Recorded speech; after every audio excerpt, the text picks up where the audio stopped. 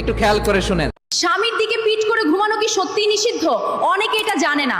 নারীদের সব সময় বলা হয় যে ঘুমানোর সময় স্বামীর দিকে পিঠ করে ঘুমিও না, কিন্তু আপনি কি কখনো ভেবেছেন কেন? কোনো কুসংস্কার নয় বা শুধু কোনো প্রথা নয়, এর পেছনে মেডিকেল সায়েন্স এবং ইমোশনাল সত্য লুকিয়ে আছে।